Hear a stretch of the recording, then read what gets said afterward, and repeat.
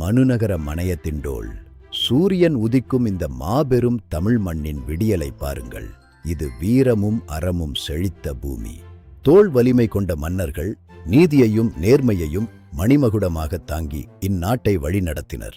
மணிமுடி சூடிய வளவன், சேரன் மற்றும் சுந்தர பாண்டியன் என மூவேந்தர்களும் ஒன்றிணைந்து தமிழ் நிலத்தின் பெருமையை பறைசாற்றினர். புனித மந்திரங்கள் ஒலிக்க, அந்தணர்கள் வாழ்த்த மகுடாபிஷேகம் நடைபெறுகிறது. இது ஒரு தெய்வீகத் தருணம். விவசாயம், வணிகம், கலை, கல்வி என அனைத்து துறைகளிலும் இந்த நாடு தன்னிறைவு பெற்று திகழ்ந்தது. எல்லா வரங்களும் இங்கே நிலைத்தன.